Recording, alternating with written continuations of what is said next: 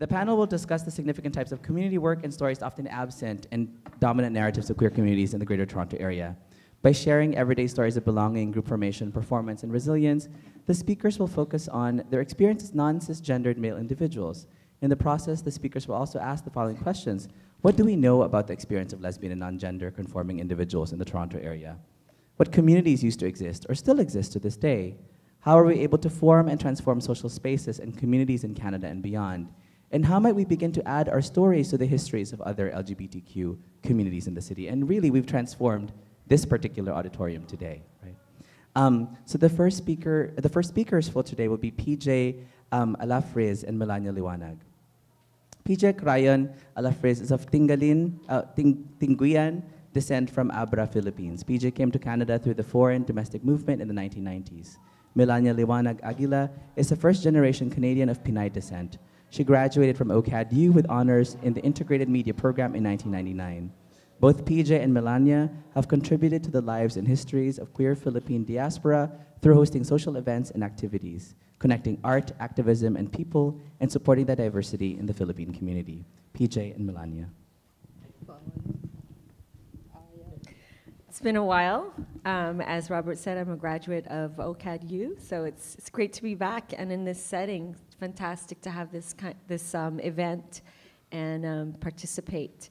So, as you can see, the pictures behind, we put together a slideshow of different images and photographs, newspaper articles, artwork around the time that we'll be speaking on to give you a sort of picture of the history that we were a part of and continue to be. So we decided that we're going to be doing more of an oral presentation. And I think it's important because I was actually Googling some of the organizations that we were involved in, and there isn't that much information. There's actually I only was able to see 2 things that came up. And so a lot of our history in that time is actually, this was pre-social media, pre-Facebook, I mean for us, and Instagram and all those wonderful tools, and even just on the internet in general. So what you're about to hear, and maybe it'll be new for you, and feel free to stay and ask some questions. Did you want to add something about the oral history? Yeah, as you mentioned that, it's, we don't have Facebook or Twitter and all that stuff, like on the internet. So, yeah, as I said also that till now, I don't really like, it's like I'm preparing like oral tradition too. So, yeah. It's a way to keep our history alive, too. Yeah. Okay, guess we'll use this wireless mic. So, so PJ, did you want to talk about, I think as we're talking about our history, about organizations, it's important to know where you're coming from, right? Okay. And so we wanted to talk about coming out. Did you want to talk about that? Well, you should go first. Anyways, as they mentioned in my bio, actually I came from the province of Abra, which is in the Cordillera regions. And I'm indigenous Tingian. I don't know if you guys know. Tingians and Itnegs are the indigenous mostly in Abra province and This might be better. Local. Of course, it falls. Hello, there you go. It's mostly in the province of Abra and Ilocos, and there's some part in Pangasinan.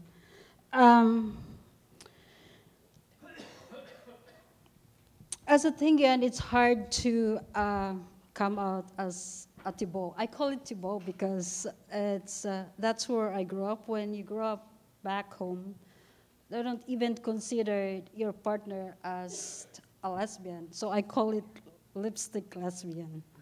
Because back home, the only visible is the tibo. Tibo is the boats or dikes, something like that. So for me, coming out from indigenous culture, it's so different because back in the province that I grew up, it's mostly you deal with the priest and the sister, and you grow up, for me, I grew up as a Catholic and shamanism. I call it shamanism, that's the Anito, because it's a conflict.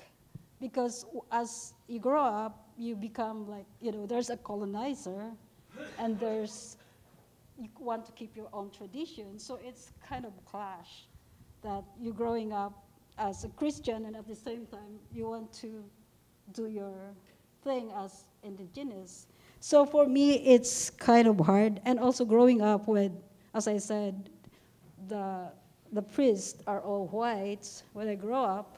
And then also as indigenous, it's hard to grow up because you always have this, stigma of being indigenous or being discriminated.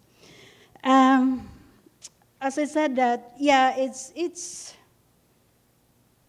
when I was growing up back home, it's like mostly I'm active on political activism, which involved with the priests and sisters of the Diocese of Society of Divine Word. They call it SVD in the Philippines. And it's the congregations of the priesthood. So when I was in college, I was involved in political activism, and then I started having crushes with all these women, but it's not as open as, hey, I want to date you or something like that. So, but because I was involved in heavy rebel thing, kind of activism, political activism, it's hard to be open to everybody. So then I moved back, then because of political unrest in the province, I had to move to Hong Kong and Macau to work as a domestic workers. But prior to that, because of the unrest, in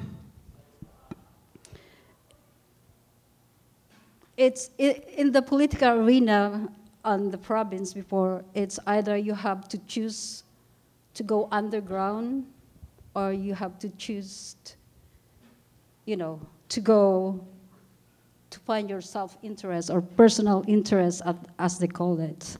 Or you have to serve the masses, or, as I said, going up. Because when you go underground, then you have to serve the masses. And if you're not going to serve the people as ordinary, then you have to serve your personal political interests, or whatever they call it. So I moved back to Hong Kong. I moved because of the political unrest. Started to have dating and have girlfriends and all that. And then at the same time, organizing all the beauty contests for the straight women in Hong Kong, parading them on the stage. And the money that we raise, we have to send it to the Philippines for the disabilities of children and for the churches, and also for political activism work. And then I moved here in Canada, went to Alberta and moved to Toronto. And again, the first time I came here in Toronto, I don't see anybody engaging in a community. And I said, so they don't have lesbian or anything like that organization that I see. So I start organizing a dance party with the straight people in the community, progressive community. So I start organizing the dances, like doing fundraising at Scotland Court and the hotels at Roehampton and all that. then and then organizing basketballs and bowling leagues. That's the first time I see a lot of tibo. Well, in the Filipino community, they call it tibos. So it's mostly like the one I organizing. It's mostly like who grow up back home, and of course we only talk in Tagalog or Ilocano or different languages, but we talk in Tagalog. So that's when I connected organizing all the lesbian here in Toronto. And then after that, I connected with the one who grew up back home. The next page's coming. Now it's coming to talk about this. My coming out's going to be a little short. So I'll describe 3 different things which helped me and guiding me with my queer identity. So during that time, near the end of high school, I'll say ISIS productions, feminism in the punk scene, and strong, independent, and political pinais. Those are the 3 things, yeah. So ISIS productions, I actually met one of the filmmakers. They were a collective of very strong women of color filmmakers. One was a Filipina, Rose Gutierrez. Some of you might know her.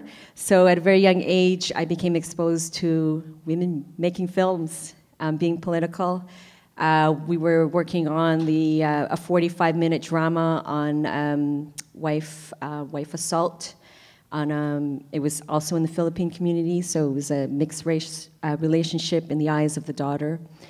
So very female-centered. And then there were a few other short videos that I helped out. I stayed on and loved it.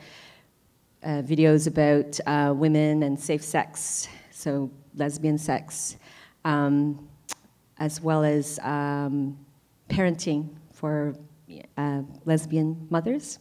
So it was a great experience to actually be exposed to that and have that kind of support. Kind of really opened my eyes, and also as an artist to have that exposure and see what the possibilities would be for me and what I could contribute. Feminism, the punk scene, again, it's like, I don't know, there's something about seeing strong women who are being able to voice what they think and actually make changes and just doing it kind of thing, that do it kind of way. And actually, it was during that time that I actually, you'll see here, was working on a feminist fanzine. It was like, I don't know if you're familiar with that. It's just, yeah, you know it. We used to handwrite and everything. Is there something going on, Joe? Oh yes, Bamboo Girl. So, who's a Filipina from New York, who was the editor of Bamboo Girl, and then we actually teamed up, and I gave her some content from Femzine contributors, and we actually were featured in there. Strong, independent, and political pinais. And I think I know Lisa, and of course I know PJ, and I met Lisa around that time, and Joe, and quite a few people in the room. Going to different events, is it right on the spot where it should be? Okay, so you could see some names up there and what they've contributed to Toronto, to the States, or in the Philippines. And I don't know, to be exposed to these independent women, again, having a strong voice. I was very lucky because I know there's other kinds of stories out there where people are isolated and the story is not that great. And I think that's sort of where all this passion comes from, to why we did this work and why we got connected, why I stayed in it. So speaking of, PJ had gone into getting engaged with the community organizing. I don't know why it comes in threes, but here we go. Philippine Solidarity Group, Toronto. Yeah? People know it? Yeah? Babaylan, and my grandmother and I. So Philippine Solidarity Group, Toronto, was an organization really brought the issues in the Philippines to the forefront. I became aware and so conscious of the situation in the Philippines and how it's connected to here, people, why they migrated here. They were also very supportive because at that time, for the Filipinos who grew up here, who were born here, they actually, we started to have Tagalog classes. That's one of the languages in the Philippines, as well as history classes. Yeah. And it's so connected because, you know, even though I'm not saying, I know the theme is queer, there's so many queerness in everything. Like there were so many people, like it's not necessarily putting the label or saying out queer, but so many of the leaders and the role models that I've had, that I've been exposed to, and my colleagues and have been queer. Like it's so much part and parcel with that sort of organizing, that sort of passion and putting your voice out there and just trying to support and help out. So Babaylan kind of collided. Everything kind of comes together too in the end too. We started to actually form a group of, this was a group of Pinay lesbians and who grew up here in Canada. Some were born in the Philippines, mostly grew up here. It was a support group. We met weekly, became very social, also started doing, we started to have Tagalog in the class too, and also some educational sessions to history as well as current issues in the Philippines. And it just sort of streamed into doing theater, and we started to learn about our experiences and wanting to share it to other communities and out there. So we started doing cultural work and presenting our stories, our history, as well as attending demonstrations and things like that. My grandmother and I, so it's, as I said, like things are like kind of like not so much linear. They're kind of there, they come back, revisit, and then you realize it's all connected together. So my grandmother and I, which was, I think it was this mentioned earlier? My grandmother and I? No? Okay. So my grandmother and I was a play in the Philippine community, but it was exposed and shown as actually a play that went on the road across Canada, and it was about HIV and AIDS. So this was back in mid-90s, 1995, the first one? Okay. So written by and directed, produced by Lanny Montreal. So I think it was that was a big turning point because that was the first time that we actually discussed HIV and AIDS and sexuality in the Philippine community. It's something that's kind of a taboo. It's hard to discuss. So, and I think I'm going to stop there. Okay. So the next section, PJ. What about connecting different communities together? Yeah, and that's, we're connecting the communities together. For me, when those organizing that I did with the mostly community, Filipino community, and I'm trying to connecting the one who grew up here because I can see there's no unity within the Filipino community. So I tried to be involved with organizing the Rampa. The Rampa is a fashion show, which involved mostly, well, the one who grew up here, because I'm trying to connect both the one who grew up back here back home and the one who grew up here. So I organized the Rampa fashion show. It's involved mostly, lesbians and the straight women. And then I organized again it's a monthly parties, like a dancing parties at one of the Filipino restaurant down at Wellesley. And then again, we organized some gatherings at St. Jamestown, doing that's involvement of gay and lesbian, Filipino gay and lesbian, which we have the support group for the gays who are doing the sex workers, and so we did like monthly or a support group from the community, and also some support group for lesbian at Wellesley, where we used to live at. So I think that's about it. And it's your turn again. Okay. So now we're here at OCAD, and I'm going to talk about SAWA, which was the Students, Activists, Workers, Artists. You know what SAWA means? Snake, or Sawang Sawanako. Remember that song? Enough is enough. Okay, so SAWA, some participatory learning workshops.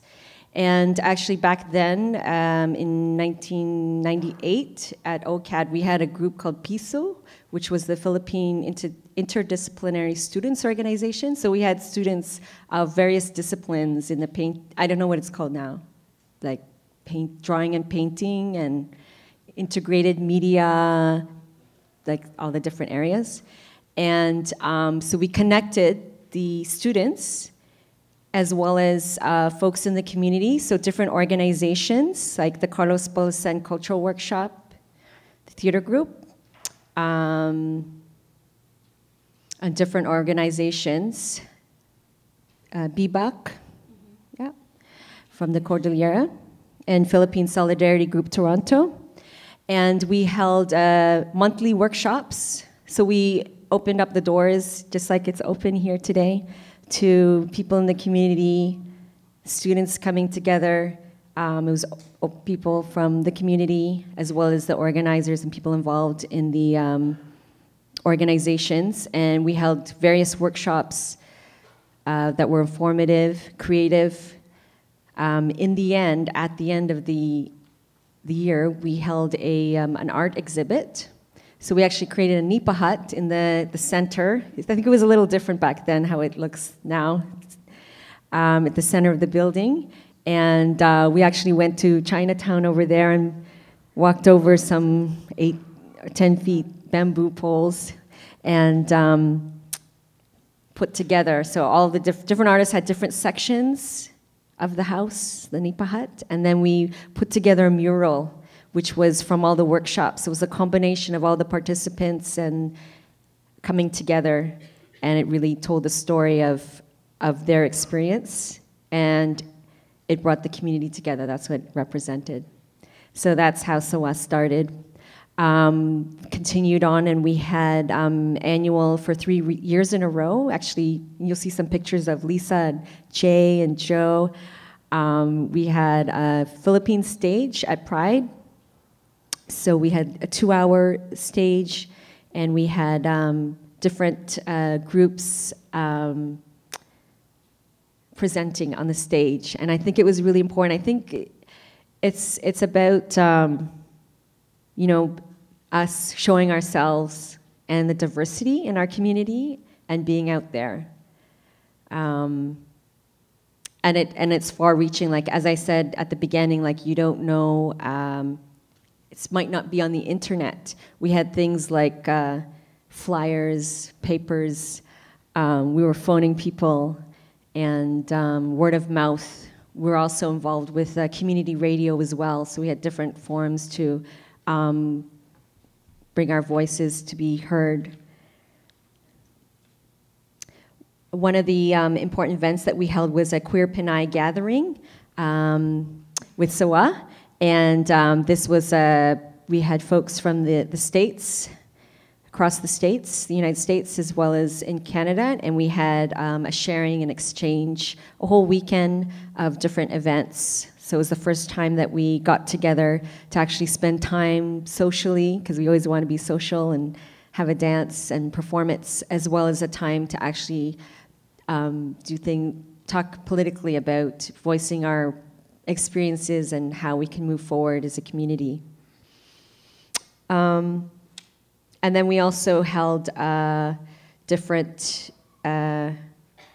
screenings at V-Tape. We were showing films and videos, even from the Philippines, from Kanakan. We launched one of his films there. And what else? I got 30 seconds, Joe. What should I say in my 30 seconds? Well, I think Pars Night, yeah.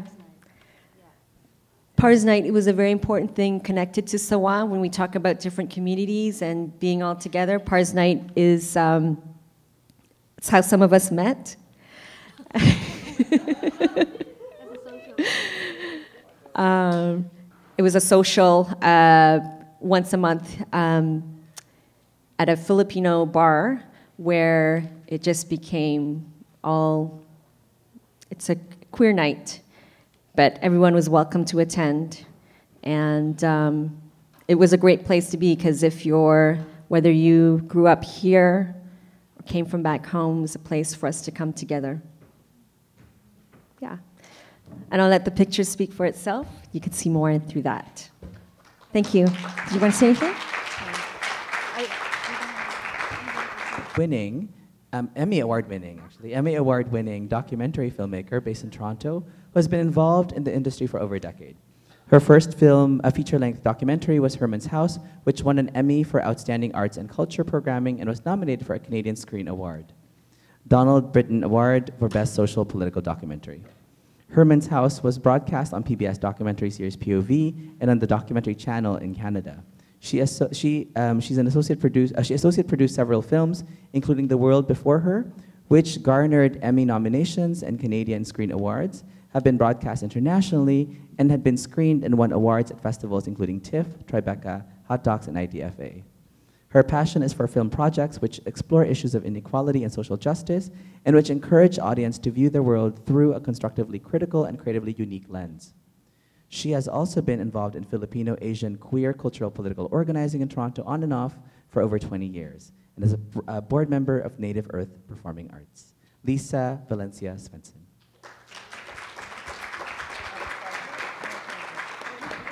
I was freaking out about my Facebook photos not being up there. I wanted to first say that, just to add to what Mel and PJ were saying, art was a really important part of what we were doing, and especially they were doing. My memories of that time very much include Melania and her artwork and banners that she made for our groups, which we then carried around everywhere, and also a lot of flyers and design that she did. And I think, especially pre-Facebook time, pre-internet, pre-email, this was a time before we were doing any of that. Her art really added a huge layer of feeling and community and meaning and importance, and it reached out to everybody. So I just wanted to acknowledge that. We also tried to connect different communities. So if we went to a protest around a non-Filipino or a non-queer issue, let's say, I don't know, some political oil thing or whatever thing, we would bring this banner and then we would be out lesbians there. And then at the or we'd be out like Filipinos. We're Filipinos here. Especially back then, there wasn't quite as many Filipinos in the city. And then if we'd go to a Filipino thing, we'd have the same banner, but it's like, we're queer, we're queer. We tried to be visible in as many ways as we could with her lovely purple banner, which she doesn't have here today.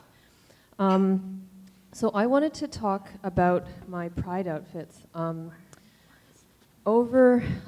I'm from Toronto. I lived in Vancouver for several years.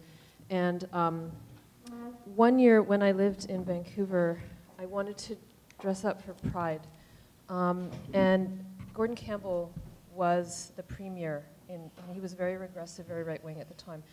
And I was already doing, I was already a member of Dragon Angels. We were 4 Asian lesbians is how we identified at that time. And we dressed up as Asian drag queens and poked fun in a lot of different ways and had a lot of fun. And one of the things I had as an outfit was a foot-tall blonde beehive wig. So what I did in Vancouver is I decided to put the same blonde beehive wig, which I forgot to bring today, and I had this long gown. And then I made these signs, and this is my very first political Pride outfit. So this was one of them. I've had it up to here with Campbell's cuts, because Gordon Campbell was instituting a lot of social program cuts at the time. And at the other side, I'm fed up to here with Campbell's corporate agenda. I stuck it at the top of the blonde beehive, so it was way up here. So, of course, it flopped down. So then I was like, oh, logistics. But so I spent the Pride Parade in Vancouver like this, with my hand up. And then I also made these other 3 signs, which was Gordon Campbell Kiss My Ass, and that went on the back of me. And then I had, oops, thank you, Mel. And then I had Pussies Against Privatization, which went at the front, and then thanks. And then finally, Protect Yourself Against This Prick. And I had a condom.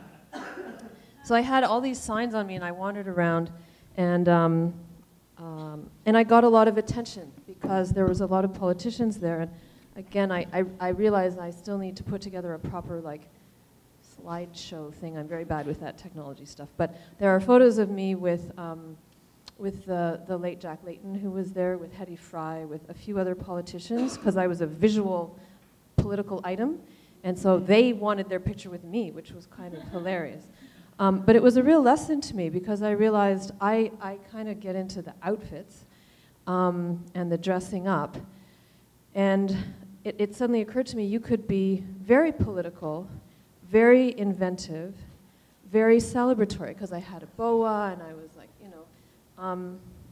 and get attention to the issues that you want to draw attention to, and also bring joy into people's life at exactly the same time. To me, art and creativity and celebration and political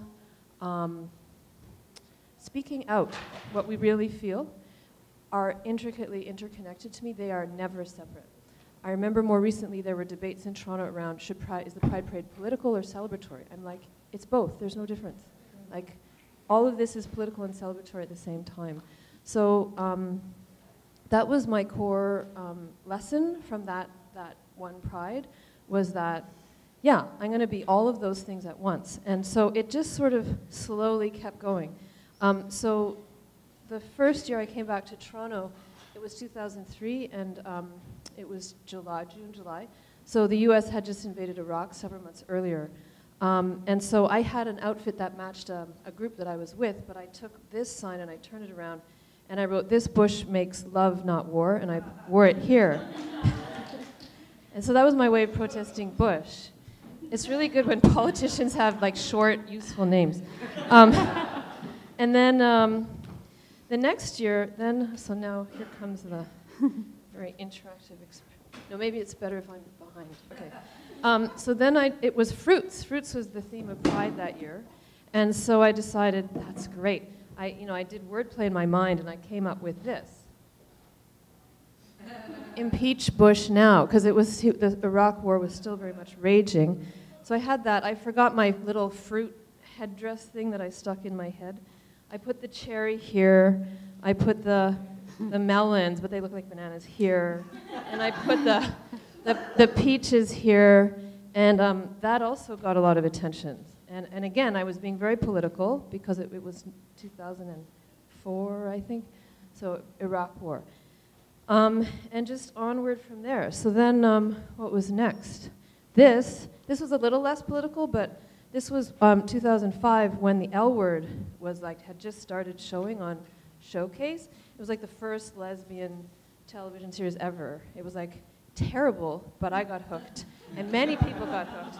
like our only representation on the mainstream, and so you had to get into it. So then I decided to make a headdress, and it's really falling apart now, but I had a headdress base, and I took chicken wire and other wire, and then I bought 6 pairs of ladies' underwear, women's underwear, and I matched it up to different characters on the show, like what I thought they would wear. And then I just handmade just a celebratory outfit. I just cut out my hands, I put the sequins on with glue gun. There's a lot of glue gun involved in all of this. And so it was a little less political, but I was sort of marking, it was like a important cultural moment maybe in North America for lesbians with the L word. And funny enough, then I got into, shockingly, the Toronto Sun photo. It's small, so you have to come look at it later, but as we were in the Dyke March, which is where I wore that, someone said, oh, let's go wind up on that cop. And police is a very complicated issue in our world. But in any case, so I'm always a little bit leery of that, but at the same time, I went up and wound up on the cop. And that made for, along with my friend, female, and that made for good copy. So there we were, one of the key Toronto Sun Pride or Dyke March photos, which was really weird to be in the sun. And then also we were such a good photo choice that in more color, we were also in the Star coverage of the Dyke March. Again, you can't see me so well, and you'd have to come up close. One day I'll make this a PowerPoint, thank you. But the lesson I drew from that is that you can get media attention. So and I started to realize, okay, the visuals are important, the size of the lettering is important, because you have to make it clearly visible so that it'll show up well in photos, and also if it's on fabric, that the fabric's not going to wrinkle too much, so that it will show up well in photos. These were lessons I learned. Then just trying to think what was next. I think then we certainly had the Queers Against Israeli Apartheid issue in the city of Toronto, where councillors, the mayor probably, were threatening to pull City of Toronto funding for Pride because of the participation of that group in the parade. And so it's funny, because in the spring I'll start to be like, what am I going to do, what am I going to do? The moment that started becoming a big issue, and the debate around Israeli apartheid, are we allowed to say that? I'm like, well, clearly I know what's going to be on my Pride outfit this year. So then I took, it is the Palestinian flag, and I wrote these words on it. It first said queer against Israeli apartheid. And I made a whole outfit. I had a dress which I also forgot to bring, but it's like that queer against Israeli apartheid. It's a fringe issue. And then I put feathers on my head and bow and all that in the same color combination. And I was that. And I did it the next year, although I changed it to Dyke Against Israeli Apartheid, because I used it in the Dyke March the second year.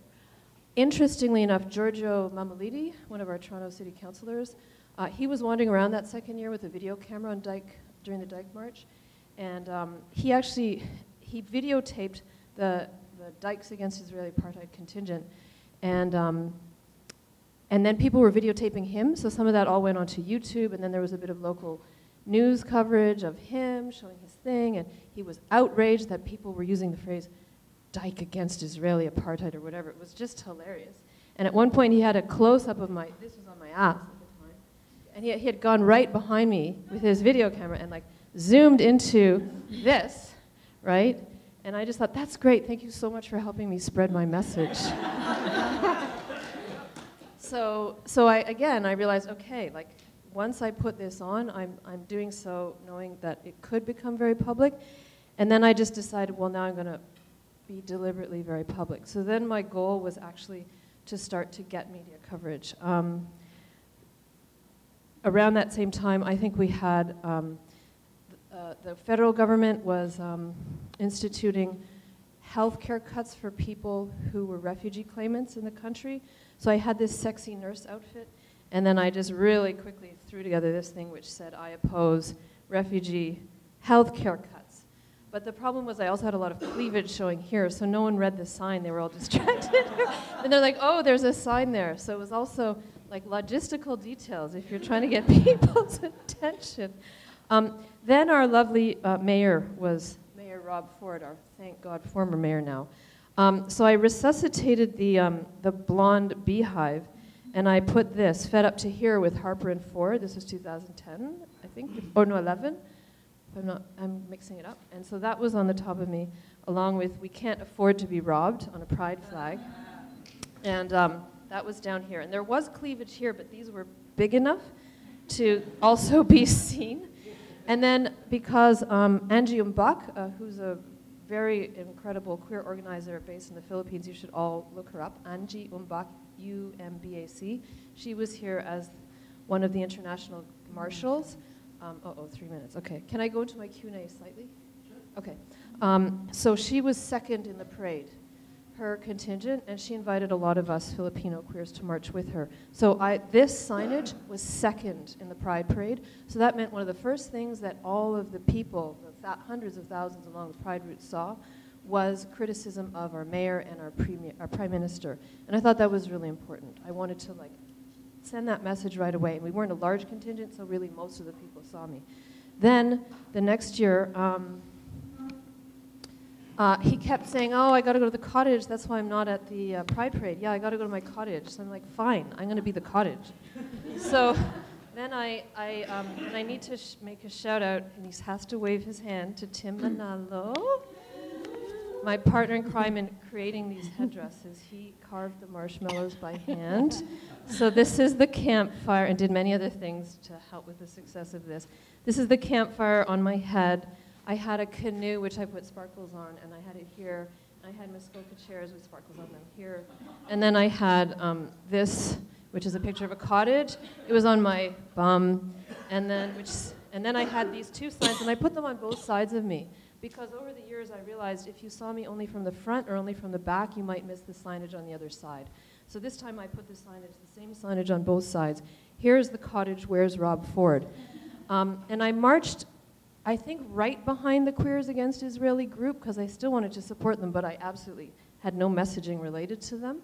And what happened was one of the volunteers said, can you, and I tend to run around and make a big show of myself in these outfits, so she asked me to actually stand behind and entertain the crowd in between the two groups. And so I turned into this one person going along down the parade route, getting everyone's attention, and this was a real hit.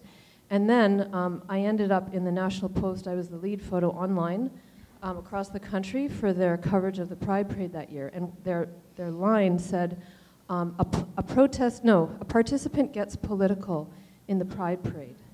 And I thought, that is perfect, because absolutely, we damn well, the whole thing is political, our lives are political, and we're going to get political. We're going to always get political. So just keep remembering that and keep being used to that. And then I think in 2013, that's when all that scandal about the video and the crack cocaine usage, and that I want to be negative around people who are using various drugs and such, but all of that, so that's not the intention in which I mean to raise that, but just all of the scandal around that erupted. And so I decided to be Rob Ford's pink slip. And I wrote that on both sides. And then Tim helped me carve City Hall out of styrofoam. And I spray painted it pink, and my neighbors were like, what was that spray paint on the sidewalk, that pink spray paint? Yeah, for a year it lasted.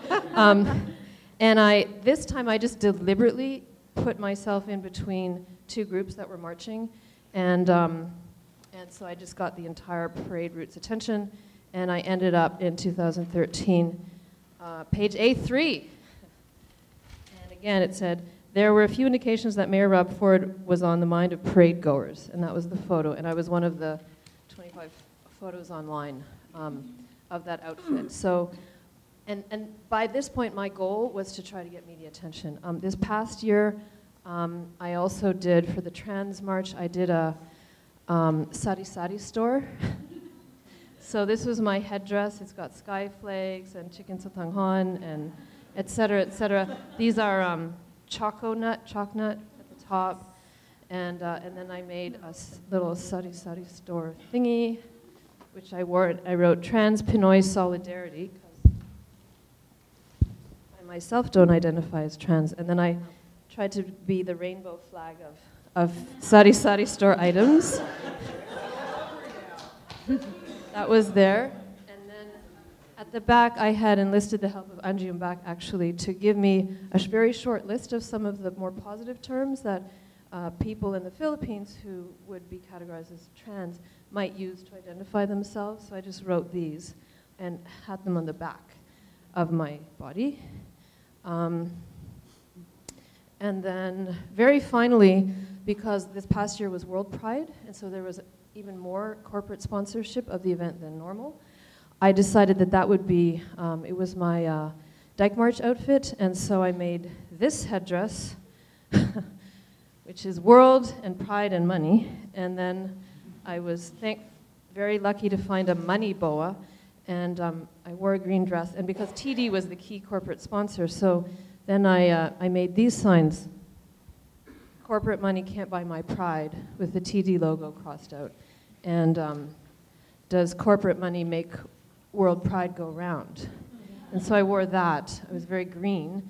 And then I noticed that I was the lead photo for a Huffington Post blog article that was talking about that issue. So I realized, okay, you do these things and you provide that visual opportunity for people to talk about an issue, because bang, the photo's there and they can use it. And then, should I show the photos or no more? We're out of time. Okay, I think we're good. But okay. At some point, people will ask. Thank you so much. Thank you so much. Now, for people, and then at the end of we have this room. If you want to come up and maybe for 5 minutes look at the materials and talk to the participants, you could. But yes, so questions, please. Does anyone have any questions? Just two from the audience, unfortunately, for now. I love you. That's not a question, it's a declaration, but I agree. You know what? Oh, yes, Tim. I guess I'll just add something to working with Lisa and her costumes on those last two costumes. I remember she was very strong. She knew what she wanted. And she asked me to help her. And she would tell me, oh, okay, so I want a campfire on my head. And I need marshmallows. And we would talk about what materials to use. And she was always emphasizing how it has to be dance-proof. And because she's going to be moving around a lot. And so we figured out the wires and like everything and how to make that piece that sticks to your head. And then when I was at the Pride Parade and I saw her exactly with her boa and her whistle leading the march, and she was crazy. She was moving her head a lot. She was moving a lot. And I just kept on thinking like, oh, so that's what she meant. And so, like, Lisa her ideas are so hilarious. They're so funny, so brilliant, and they're all her ideas. And I mean, looking at this now and like how we have this all laid out, like to see this voice speak in these costumes and at an event like Pride, it's so important to have. And so, now she's an Emmy Award-winning producer, and I was so proud to have worked with her. Oh yeah, of course. What I also realized when we're all in, because you guys have been in the Pride marches and et cetera, very visible as well, Joe as well over the years, others of you, Jay as well has been on the stage. We're also representing, because I didn't really show you my Filipino, like I had the solidarity with I support queer migrant workers. I've done Filipino outfits a couple of times. This past year, Mel was also one of the people waving huge Filipino flags during the Pride Parade with me. And to me, the goal is partly to represent ourselves to the city. Like we are here, we're both Filipino and queer, although I know I don't really look Filipino, but that's okay, I'm half. But also to show other Filipinos who are along the side, they suddenly feel tremendously included and involved and part of everything.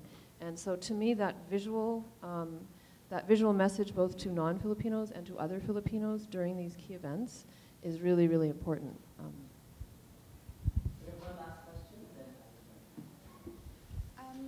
I just kind of wanted to get your thoughts on this idea of craft and making things, you know, and what I perceive to be what I find interesting about this panel discussion was that each of you bring this tradition of, like, I guess, zines or indie work that's very pre-digital. And I wonder how, you know, just to get a sense of your perspectives on this notion that we live in this very digital time, where in one sense there's like this ability to connect easily to each other on this very open network, or what appears to be very open. On the other hand, there's this notion of speed that comes with the digital age that I feel didn't exist when you as activists in the queer community were beginning your work. And so I wonder if you could just kind of casually, informally speak to how you feel, you know, do you feel there are opportunities in the digitalness of culture today, and as far as how that influences or relates to queer culture and queer activism? Do you feel there are consequences? Just like a very open-ended, I guess, perspective on how do you think personally queer culture needs to evolve, should evolve, can evolve, as far as activism based in a very contemporary identity, which is necessarily digital today. Oh, yeah, I showed that. That's a big question. That's a big question as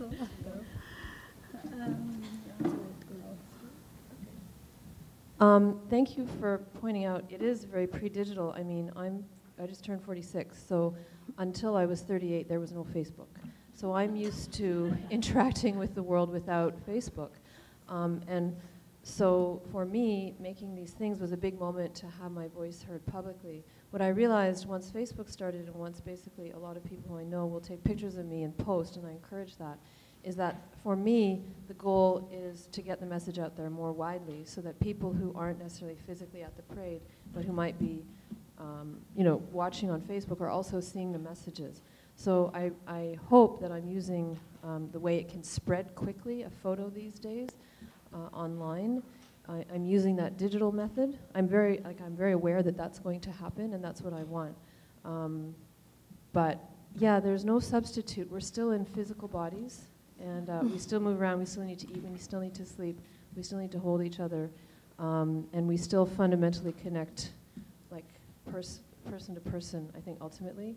And so I think the real trick is to learn how to use digital world as a tool and not as the world itself. And here's the key photo. That was Toronto Pride Parade. So that was online. And that's a perfect example of, it was clear, so a lot of people could see it. So I was really trying to send a very pointed message to our mayor in this way, in this forum. And I knew that that picture would spread a lot, and it seemed to. And you know, I would meet relative strangers. I went into exile in Kensington Market and was buying an outfit.